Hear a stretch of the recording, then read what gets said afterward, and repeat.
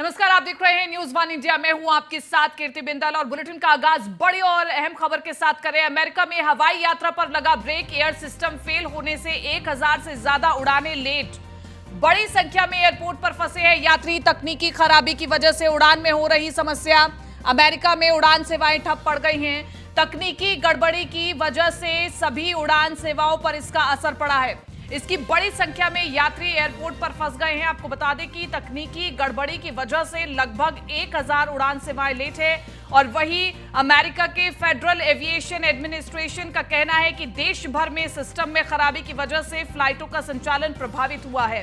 FAA के मुताबिक इस तकनीकी खराबी की वजह से United States notice to air mission का अपडेशन प्रभावित हो रहा है, और जिस वजह से फ्लाइटें समय से उड़ान नहीं भर पा रही हैं। और एक ये बड़ी चोट है, साइबर अटैक भी माना जा रहा है। अमेरिका में हवाई यात्रा पर ब्रेक लग गया है। तकरीबन 1000 यात्राएं यहां पर प्रभावित मानी जा रही हैं। एयर सिस्टम फेल होने से 1000 से ज्यादा उड़ानें रद्द हो गई हैं। बड़ी संख्या में एयरपोर्ट पर यात्री फंसे हुए हैं। लेकिन अब इस पूरे सिस्टम को ठीक करने में कितना टाइम लगेगा और दोबारा से ये तमाम जो यात्राएं हैं, तमाम जो ये सेवाएं हैं, दोबारा से सुचारू कब होंगी, ये भी बड़ा सवाल है।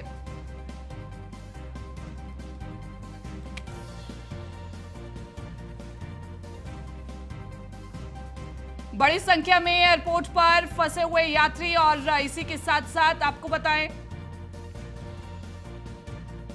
और हमारे साथ के शर्मा डिफेंस एक्सपर्ट हमारे साथ बने हुए हैं ज्यादा जानकारी के साथ।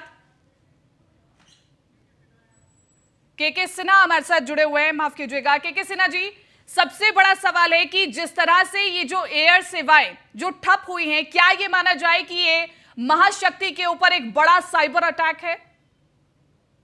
जय हिंद। देखिए, ये 9/11 के बाद यदि एविएशन सेक्टर में कोई लें तो 9/11 में भी 2001 में जो हुआ था वो भी एयर से ही रिलेटेड था, जो वर्ल्ड टावर के ऊपर में जिस तरह से हमले हुए थे। मगर जो ये नौटाम का है, दिक्कत आई है जिसमें टेक्निकल खराबी कह रहे हैं, क्या ये साइबर अटैक है कि क्या है वो बाद में पता चलेगा। अभी तो वो टेक्निकल खराबी वो साइबर अटैक में भी आता है, उसके दायरे में आता है। देखिए क्या चीज है, मेन प्रॉब्लम क्या है। नोटाम जो नोटिस टू एयर मिशन की बात होती है, ये एक हजार्ड का कि आपको क्या हजार्ड है, तो ये जितने भी पायलट्स होते हैं उनको फ्लाइट शुरू करने के पहले रिटर्न में मिलता है। इसके अलावा जो उसकी अपडेट होती है, यदि कहीं पर भी डेस्टिनेशन में आपके भी कोई भी फ्लाइट जो एयरपोर्ट फैसिलिटी सर्विस, ये नहीं कि रूट का बदली होना कि ऊंचाई किस दिशा में जाएंगे, लैटिट्यूड लैंगिट्यूड, इसमें नहीं, मगर एयरपोर्ट के अंदर में कोई फैसिलिटी सर्विस में बदला कि आप इस रनवे में नहीं, कोई अड़चन है, इस रनवे में उतरे, उसके ऊपर में अपडेट नहीं मिल रहा है, जिसके कारण उन्होंने वो ग्राउंड कर दिया है, जो फ्लाइट नहीं उड़ी है। दूसरी फ्लाइट जो आ रही है, क्योंकि उनको गंतव्य पता होता है, उनको पता होता है कि इसमें एक विजुअल भी होता है, तो वो तरीके से शायद वो लैंड कर रही हैं। तो एक बहुत बड़ी चीज है जो आप अंकित कर रही हैं पूरे विश्व के लिए। यदि ये एक साइबर अटैक हुआ है, यदि साइबर अटैक ऐसा होता तो अभी तक तो नहीं है कि नोटाम के ऊपर में केवल परमिशन होता है, एयरफोर्स उड़ सकती है या कोई वीआईपी की फ्लाइट है तब उड़ सकती है, यदि नोटाम के ऊपर में कोई ऐसी खराबी आती है। तो इसलिए ये हर एक देश के ऊपर में, पूरे विश्व के अंदर में जो एविएशन सेक्टर का रेगुलेशन है उसका ये माना जाता है। मगर जो फ्लाइट टेक ऑफ कर गई है, जो हवा में है, वो तो अपने गंतव्य की तरफ जाएंगे और अपने निर्धारित जगह पे उतरना है। उसमें यदि कोई बदलाव आता है तो ये सिक्योरिटी के लिहाज से एक बहुत बड़ा चैलेंज है। सर, लेकिन इसी के साथ साथ ये कहा जा रहा है कि इतने ही खेल में सिर्फ अमेरिका के शेयर गिर गए हैं, और ये एक बड़ी कहीं ना कहीं साजिश है जहां पर अर्थव्यवस्था को चोट करने की कोशिश की जा रही है। तो क्या लगता है कि इन सब चीजों को दुरुस्त करने में कितना समय लगेगा, और फिर क्या इसके पीछे जांच भी होगी कि आखिरकार ये पूरा सिस्टम फेल कैसे हुआ? जी हाँ, देखिए एब्सोल्युटली वहां के शेयर मार्केट, क्योंकि वो इतने सेंसिटिव होते हैं, कोई भी देश में सेंसिटिव हो। और देखिए जितनी भी बड़ी कंपनियां हैं जो वो वहां पर, वो चाहे कम्युनिकेशन प्रोवाइड करती हो या फैसिलिटी को प्रोवाइड करती हो, उनके ऊपर में, क्योंकि उनके अंदर में बैकअप्स होते हैं। यदि बैकअप्स हैं, तकनीकी खराबी में बैकअप नहीं है, क्योंकि ये देखिए पूरा सुरक्षा से लेके जुड़ा हुआ मुद्दा है, जिसके ऊपर में कोई भी बड़ा हादसा हो सकता है। ये जब तक ठीक नहीं हो जाए सबको फिंगर क्रॉस रखनी पड़ेगी कि हाँ पूरे के पूरे फ्लाइट सेफ्टी का मामला है। ये हैजार्ड को बताता है। जो आपको नोटाम यदि नहीं वर्क करता है तो जो आपका एयर कंट्रोल जो करता है एयरपोर्ट के ऊपर में जितने ट्रैफिक को, उसके लिए बहुत बड़ी दिक्कत है ये। यदि कोई भी हैजार्ड है तो उसको बता नहीं पाएगा उस एयरक्राफ्ट को, उसकी नोटिफिकेशन नहीं कर पाएगा, उसको गाइड नहीं कर पाएगा। और जो आप कह रही हैं कि एविएशन सेक्टर के अंदर में, अमेरिकन एविएशन सेक्टर में, जो कि माना हुआ है कि इस तरह की चीज नहीं, मान के चलते हैं कि नहीं हो सकता है, तो उनको आर्थिक तो बहुत बड़ी तंगी का सामना करना पड़ेगा। मगर आर्थिक तंगी तो कल आएगी ना, या आने वाले समय में। जो अभी मेन है कि जितनी भी फ्लाइट इन रूट हैं या उड़ी हुई हैं आकाश में है, वो हो जाए और ये पूरे पुख्ते तरीके से नोटाम फिर से वर्क करना शुरू हो जाए। जैसा मुझे इंफॉर्मेशन है कि कुछ कुछ अब चीजें सुधर रही हैं, वो फिर से उसको रीलोड कर रहे हैं। तो ये देखिए, ये इलेक्ट्रॉनिक फील्ड में छोटी बड़ी ये नहीं है कि कोई तकनीकी खराबी आ गई और उसको आप ब्रश असाइड कर सकते हैं। ये हो सकता है और ये तो जांच का विषय है कि इसके ऊपर में कितनी बारीकी से और खुल करके आए, क्योंकि इंटरनेशनल एविएशन का भी इंटरनेशनल लॉ है। क्योंकि सबके लिए, सभी देशों से जो फ्लाइट जा रहे हैं उनके जान मान के, उनके लोगों के ऊपर में बहुत बड़ा सुरक्षा का विषय है। और नोटाम जो है, नोटिफिकेशन है, जैसे आप इंडियन ओशन रीजन में आपको याद होगा वांग वांग जो चाइनीज ये जो शिप आई थी, तो इंडिया ने नोटाम इश्यू किया था, या वो चाइना नोटाम इश्यू करता है कि इस जगह में हम फायरिंग करेंगे। हम फायरिंग यदि कर रहे हैं, कोई मिलिट्री एक्सरसाइज हो रही है, तो ये आपके लिए वर्जित होगा ये इलाका, वो हजार्ड है। या कोई ऐसी ये बहुत ज्यादा आपको प्राकृतिक आपदा आ जाती है, उसका भी एक हजार्ड का अपडेट होता है। हाँ। तो ये बहुत बड़ा है। वहां नोटाम का एक सिस्टम खराब हुआ है, मगर ये एक मेजर, आप ये कहिएगा, एक ड्रॉबैक है, एक बहुत बड़ी त्रासदी है। उससे पहले तो सुरक्षा को लेकर फिर देखेंगे कि कितने उनके क्षतियां होती हैं। क्षति तो होगी, बिल्कुल। क्षति की बात में आती है और पहले सुरक्षा की बात आती है, और उसी के बारे में आप चर्चा कर रहे थे। बहुत बहुत शुक्रिया के सिन्हा जी, आप हमारे साथ जुड़े और आपने इस पूरे मैटर को बहुत बारीकी से समझाया हमें। हमारे साथ ब्रिजेश श्रीवास्तव जी भी बने हुए एसोसिएट एडिटर हैं।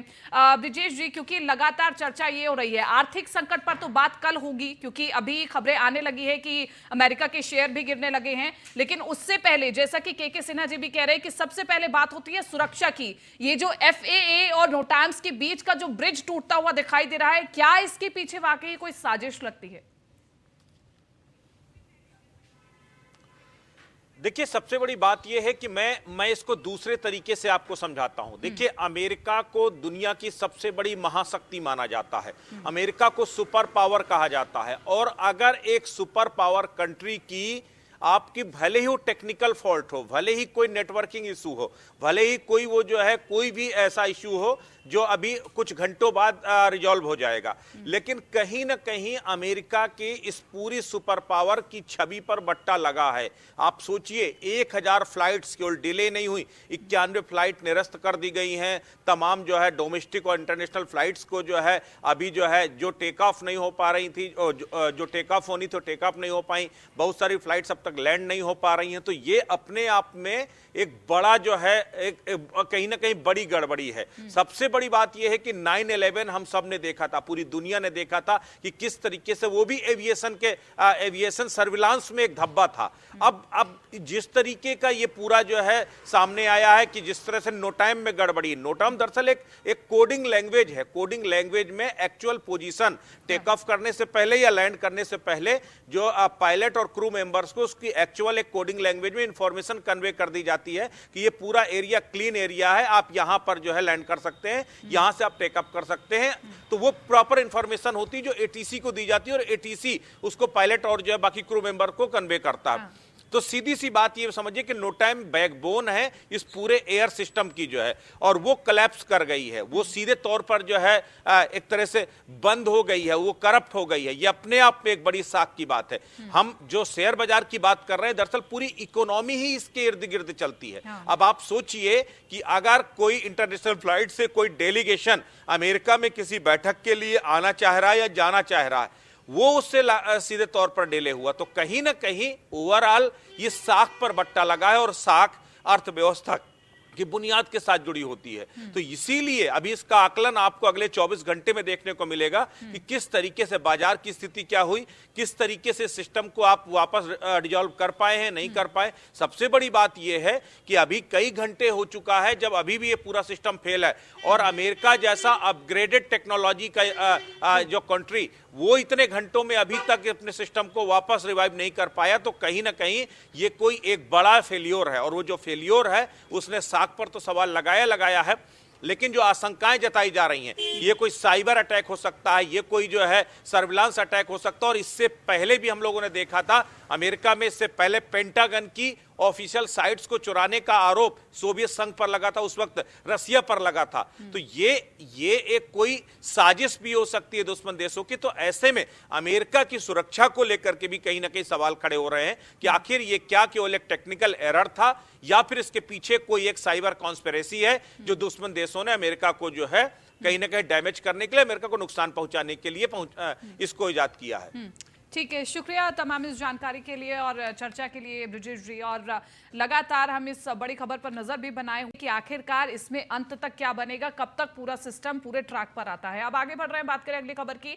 बिहार के बक्सर में थर्मल पावर प्लांट के लिए अधिग्रहित की जा रही भूमि के लिए उचित मुआवजे की मांग को लेकर के किसानों का काफी उग्र प्रदर्शन देखने को मिला है। प्रदर्शन के दौरान किसानों ने पुलिस की गाड़ी में तोड़फोड़ की और उसे आग के हवाले कर दिया। साथ ही पावर प्लांट के गेट पर भी किसानों ने आगजनी की, जिसके बाद मामले को शांत करने के लिए पुलिस की ओर से हवाई फायरिंग की गई और रात होते होते पूरे इलाके को चेतावनी में तब्दील कर दिया गया।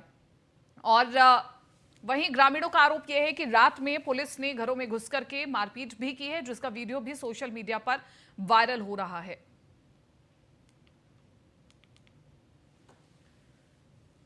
तो भूमि अधिग्रहण के मुआवजे को लेकर के किसानों का बड़ा प्रदर्शन चल रहा है और ये तस्वीरें आज खूब चर्चा में हैं।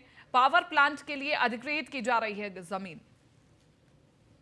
हाँ सर, रात में आई और हमारे ये जो हम किसान लोग अपना गेट जाम किए थे, जिसके कारण उचित मुआवजा नहीं मिल रहा था, उसी के कारण पुलिस आकर बेहरमी से हमारे घर में फैमिली और वगैरह का अच्छे से उन लोगों को मारपीट कर जाकर उन लोगों को 4 लोग को गिरफ्तार किए और घर में लेडीज और औरतों को बेहर तरीके से पीटे, जिसके कारण ये हम लोग अभी सुबह में क्यों पुलिस गोली चलाई है?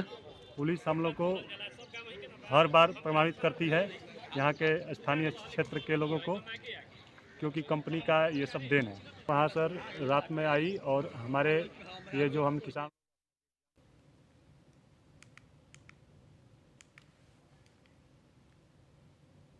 सीएम नीतीश कुमार की समाधान यात्रा 20 जनवरी को किशनगंज पहुंचेगी। समाधान यात्रा को लेकर के तमाम तैयारियां पूरी कर ली गई हैं और वहीं पूर्णिया प्रमंडल आयुक्त मनोज कुमार ने सीएम नीतीश कुमार की समाधान यात्रा की तैयारियों का जायजा लिया और अधिकारियों के साथ बैठक कर जरूरी दिशा निर्देश भी दिए हैं।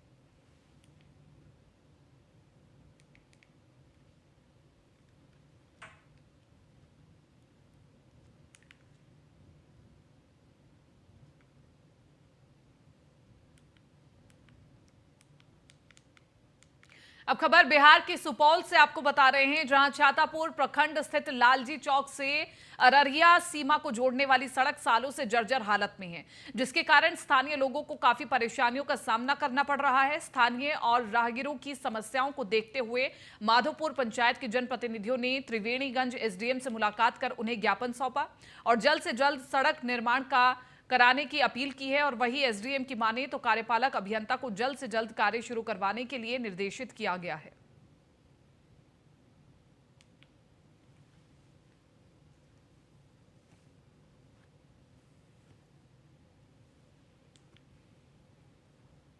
चौक टू महदीपुर बाजार होते हुए अररिया सीमा तक जो रोड जाती है, उसको लेकर के हम लोगों ने अनुमंडल पदाधिकारी महोदय को आवेदन दिया है। सड़क की स्थिति बहुत जर्जर है, जिसका कार्य कराने के लिए अनुमंडल पदाधिकारी महोदय ने आश्वासन दिया है कि कार्य बहुत जल्द प्रारंभ कर दी जाएगी। इसमें सैकड़ों लोगों मिलकर के हम लोगों ने आवेदन दिया। लालजी चौक से अररिया सीमा तक जाने वाली रोड जो बीच में महदीपुर बाज़ार पड़ता है, उसकी स्थिति बहुत जर्जर है।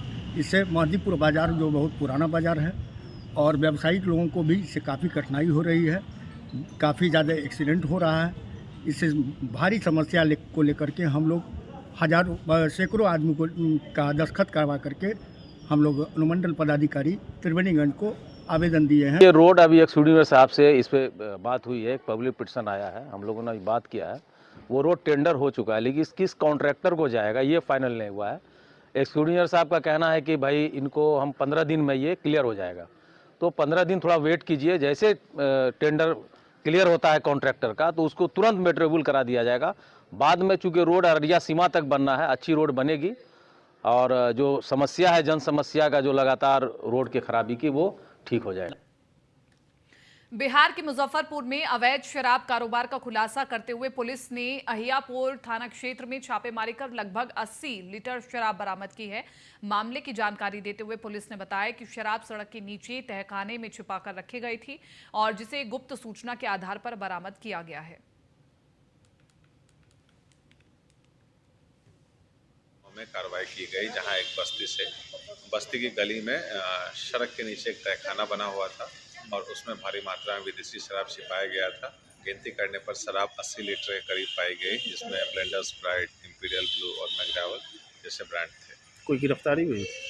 जो अभियुक्त है वो उस जगह के पास ही रहता है, परंतु छापामार दल को देखकर वो भाग गया और उसकी गिरफ्तारी के लिए छापेमारी की जा रही है। शराब किस तरीके से छुपा कर रखा गया था? शराब को छिपाने का एक नया ढंग था। बस्ती की जो गली थी एक सीमेंटेड गली थी और उसी गली में एक तहखाना तरह का बना हुआ था और जब उस तहखाने के ढक्कन को हटाया तो नीचे बोरे में पैक करके शराब छिपाया गया था। अहियापुर दिल्ली के बवाना थाना क्षेत्र स्थित एक निजी होटल में युवक युवती का शव मिलने से इलाके में सनसनी फैल गई। होटल के कर्मचारियों की माने तो दोनों ने मंगलवार सुबह 10 बजे होटल में कमरा बुक किया था और कमरे में जाने के बाद दोनों ने काफी समय तक दोनों कमरे से बाहर नहीं निकले, जिसके बाद होटल के कर्मचारी ने कमरा खुलवाने की कोशिश की, लेकिन अंदर से कोई जवाब नहीं मिलने पर दूसरी चाबी से जब कमरे का दरवाजा खोला गया तो दोनों के शव कमरे में पाए गए, जिसके बाद फौरन मामले की सूचना पुलिस को दी गई है और वहीं मौके पर पहुंची पुलिस ने शव को कब्जे में लेकर पोस्टमार्टम के लिए भेज दिया। मामले की जानकारी देते हुए पुलिस ने बताया कि शवों के पास से शराब, सल्फास की गोली और कई आईडी कार्ड मिले हैं। फिलहाल पुलिस मामले की जांच कर रही है।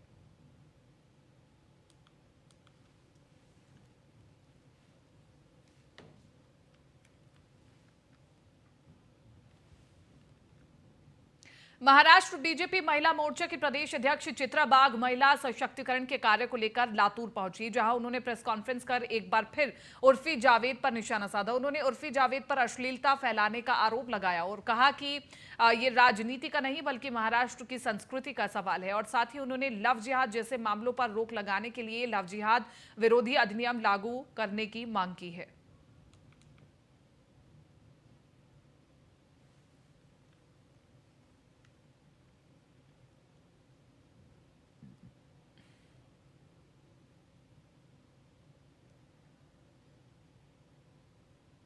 महाराष्ट्र के अमरावती विधायक बच्चू कुड्डू सुबह सड़क हादसे में गंभीर रूप से घायल हो गए।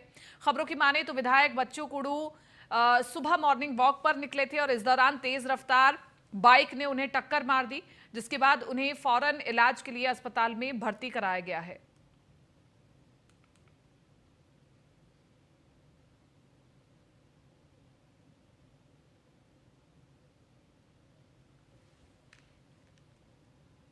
सपा नेता आजम खान मानहानि मामले में पेशी के लिए मुंबई के बांद्रा कोर्ट पहुंचे, जहां मीडिया से बात करते हुए उन्होंने कहा कि ये सब कुछ उन्हें परेशान करने के लिए किया जा रहा है। उन्होंने कहा कि मैंने कोई गुनाह नहीं किया और मैंने एक विश्वविद्यालय बनवाया जहां मुफ्त में गरीबों के बच्चे पढ़ते हैं।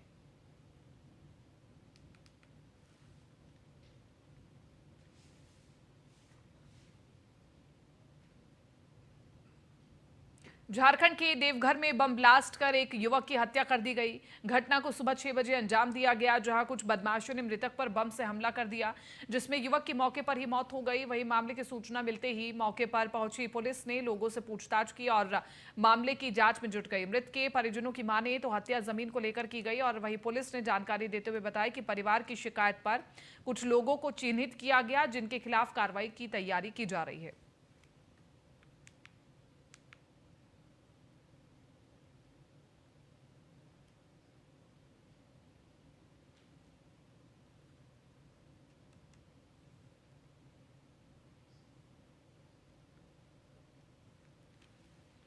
झारखंड के पूर्व मुख्यमंत्री शिबू सोरेन के जन्मदिन के अवसर पर मुख्यमंत्री हेमंत सोरेन ने उनसे आशीर्वाद लिया और अपने पिता शिबू सोरेन को गुलदस्ता देकर उन्हें जन्मदिन की बधाई दी और बेहतर स्वास्थ्य की कामना की। तस्वीरें हम आपको दिखा रहे हैं। सीएम हेमंत सोरेन ने लिया अपने पिता का आशीर्वाद। आज उनका जन्मदिन है और बेहतर स्वास्थ्य की कामना की।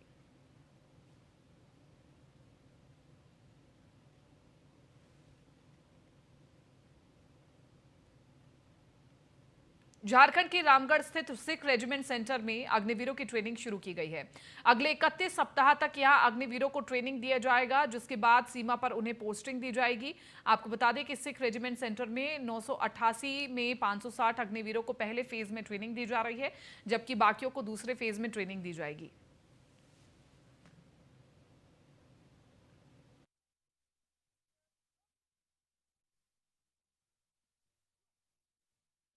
हमारे ट्रेनिंग सेंटर में अग्निवीर से मिले हैं और आपने उनकी ट्रेनिंग देखी है। पहला मैं बताना चाहता हूं कि ये जो अग्निवीर हैं ये बहुत ही जोशीले, मोटिवेटेड यंग मैन हैं और एक बार जब यहाँ से ट्रेनिंग कर कर जाएंगे तो मुझे यकीन नहीं बल्कि भरोसा है कि ये हमारे देश को और हमारी आर्मी को अपने कार्य से बहुत ही गर्व महसूस कराएंगे। प्रेजेंटली हमारे पास 560 अग्निवीर आए हैं पहले बैच में। अगले बैच में तकरीबन 360 और आएंगे, जो कि जो ट्रेनिंग है इनकी तकरीबन 31 वीक्स की यहाँ पर होगी। इसको कंप्लीट करके इन्फेंट्री बटालियन में पंजाब के विद्युत मंत्री हरभजन सिंह ने भगवान वाल्मीकि तीर्थ की ओर जाने वाली सड़क पर स्ट्रीट लाइट का उद्घाटन किया। उन्होंने बताया कि सर्दी के दिनों में कोहरे को देखते हुए ये लाइटें लगाई जा रही हैं और साथ ही उन्होंने अप्रैल में बिजली बिल बढ़ाए जाने की खबरों का खंडन किया और पीसीएस कर्मचारियों की हड़ताल पर बोलते हुए कहा कि भ्रष्टाचार किसी भी कीमत पर बर्दाश्त नहीं किया जाएगा।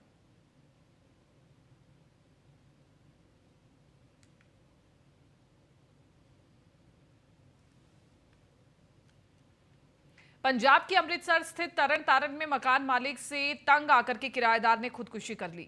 मृतक की पत्नी की माने तो मकान मालिक की ओर से 20% ब्याज वसूला जा रहा था। बता दें कि मृतक के शव के पास से एक सुसाइड नोट बरामद हुआ है, जिसमें मकान मालिक के साथ साथ 3 अन्य लोगों को भी मौत का जिम्मेदार ठहराया गया है। वहीं पुलिस की माने तो मामले की जांच की जा रही है और जो भी दोषी पाया जाएगा उनके खिलाफ सख्त कार्रवाई की जाएगी।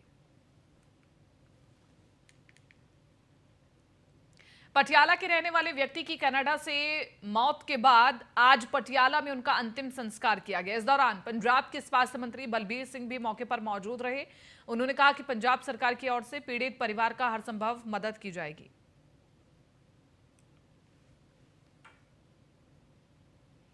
हरियाणा के फरीदाबाद स्थित सेक्टर 3 में पीने के पानी और सीवर की समस्या को लेकर के स्थानीय लोगों ने पैदल मार्च निकालकर विरोध प्रदर्शन किया और अधिकारियों को ज्ञापन देने बल्लभगढ़ नगर निगम कार्यालय पहुंचे, लेकिन अधिकारी मौके से नदारा दिखे, जिसके कारण लोगों को बिना ज्ञापन दिए ही वापस लौटना पड़ा। हालांकि उन्होंने सीधे मुख्यमंत्री से मुलाकात कर मामले की शिकायत करने और अपनी समस्याओं को रखने की चेतावनी दी। साथ ही मांगे पूरी नहीं होने पर अनिश्चितकालीन धरने की भी चेतावनी दी है। इनमें 36 वर्ग गज एक बहुत बड़ा इलाका है, उसमें पीने का पानी नहीं है। ट्यूबवेल के टेंडर हुए हैं, एस्टिमेट पास हो गए, टेंडर हो गए, लेकिन अभी तक काम शुरू नहीं हुआ। तो नोटिस यहाँ दिया कि 6 तारीख को हम आएंगे, इसके बावजूद भी कोई संज्ञान नहीं लिया गया। यह है संवेदनहीनता नगर निगम प्रशासन की, और माननीय मुख्यमंत्री जी अब वहाँ ग्रीवेंसेस कमेटी की मीटिंग ले रहे हैं। अगर यहाँ हमारी कोई सुनने वाला ही नहीं है तो फिर हमें वहाँ जाना पड़ेगा और क्या इलाज कर सकते हैं इसका। फिलहाल इस बुलेटिन में मेरे साथ इतना ही। दीजिए इजाजत, नमस्कार।